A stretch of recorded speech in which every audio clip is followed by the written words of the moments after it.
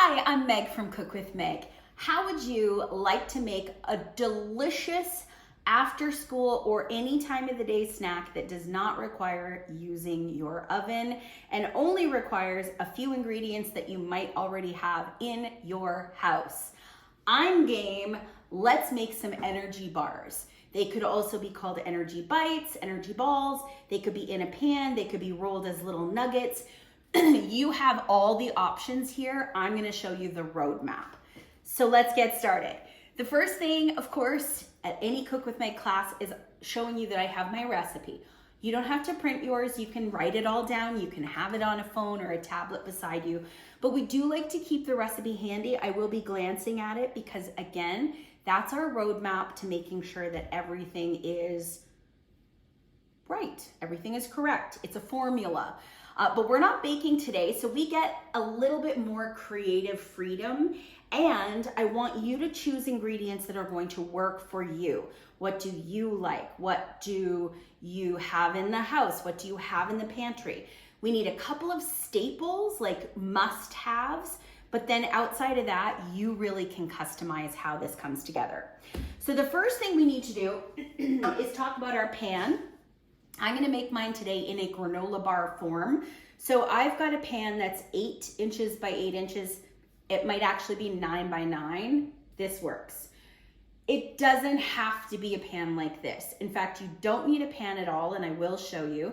You can roll these into little energy balls and just put them in the fridge that way. But today, I'll show you how to put them into a pan, and I've just given it a little spray with non-stick spray. So we want to make sure that all of our hard work doesn't go to waste when they get stuck. So spray it with a little bit of non-stick spray. If you don't have spray, put a little bit of oil on your hand or paper towel or a little bit of butter or margarine, and that will do the same trick to grease your pan. So difficult, not at all. All right, so we have prepared our pan. We now are gonna use a bowl. We've got a bowl and a spatula, whatever you've got at your house works. And we need to get the first ingredient in, which is peanut butter. I have this peanut butter that I actually ground from peanuts, but then I have regular peanut butter as well. So I wanna move this out of the way so you guys can see. We need 2/3 of a cup. And I don't know if this is enough. Very sticky. So I'm gonna just start with the homemade stuff just because I have it, and because it was homemade and it literally was just peanuts. It doesn't, I don't want to say it doesn't keep as long, but it doesn't keep as long. So we'll use it up. Use up what you have. You know what? That's pretty good, but we do need a little bit more. So we'll put this in here, and you can mix and match. If you've got peanut butter that already is open, go for it. If you've got crunchy peanut butter, go for it. If you can't have peanuts and you maybe have some almond butter, use that.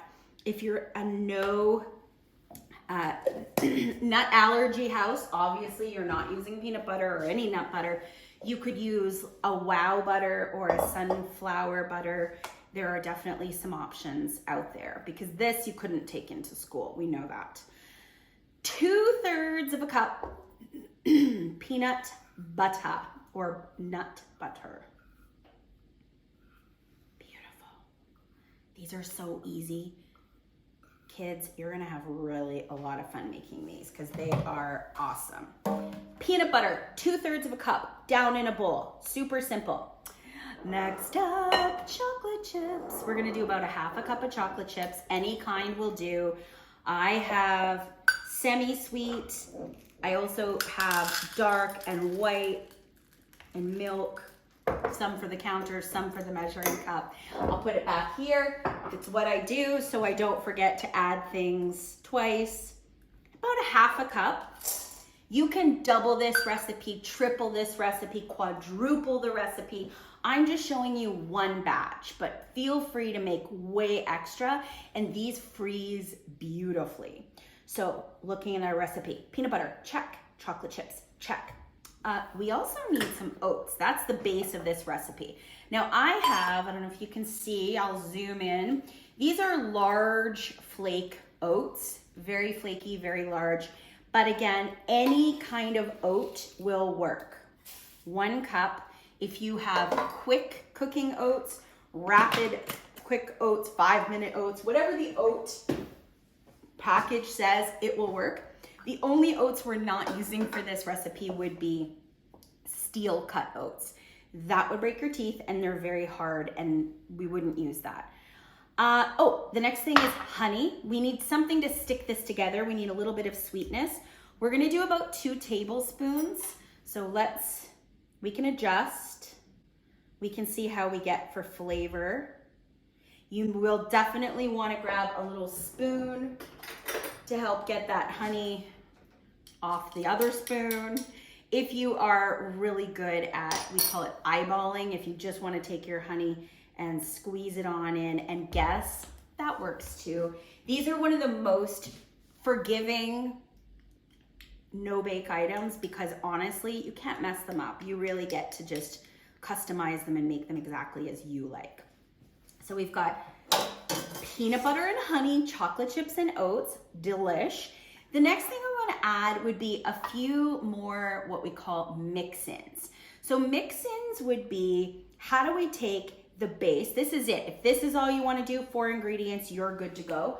I am going to add a little pinch of salt, and I'm going to show you a couple of other ways we can customize this. So just a little pinch of salt brings out the flavor, helps everything get really yummy. I have a little bit of cinnamon. I'm going to shake in just about, just a 1/4 teaspoon. Nothing crazy. Cinnamon's strong, but it's so delicious. It's really good for you too.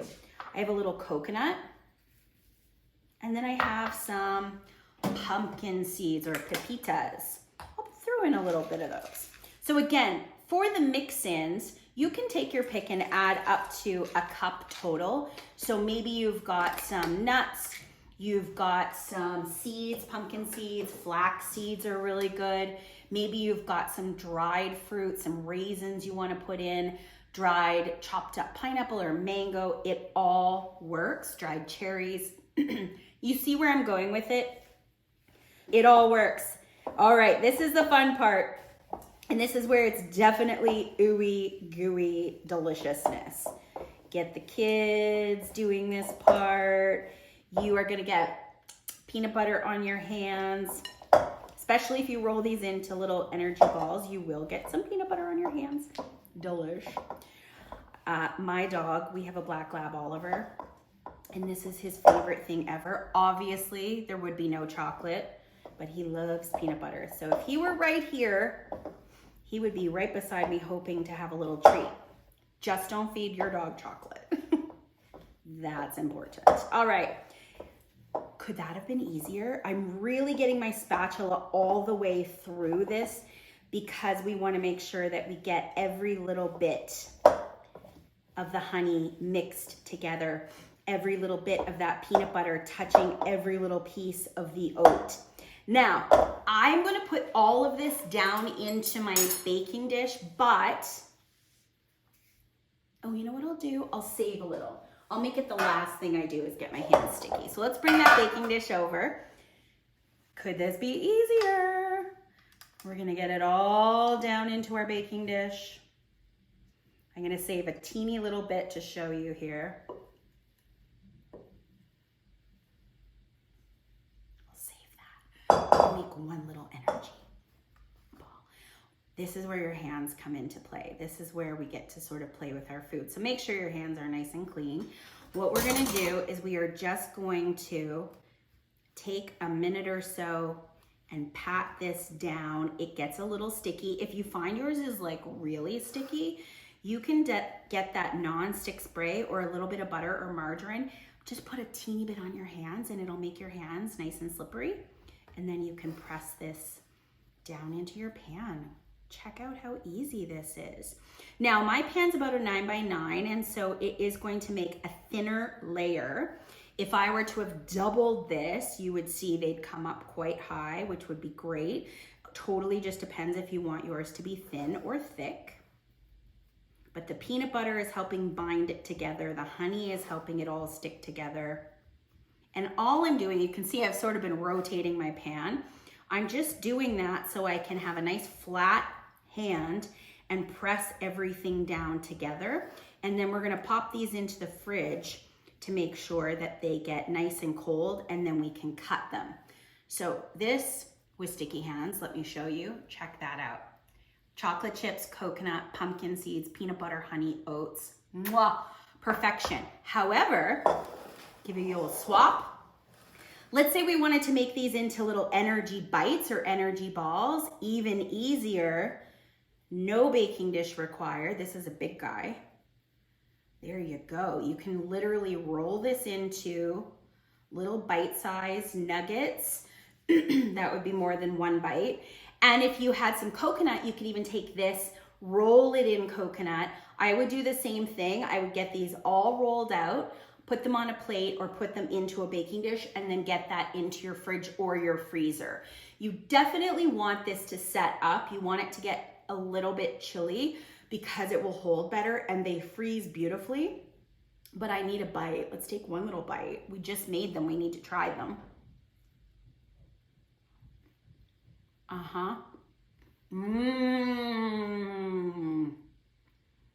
Oh my gosh. It's everything. It's creamy from the peanut butter. I got a couple of chocolate chips in my bite. I can taste the coconut, the pumpkin seed.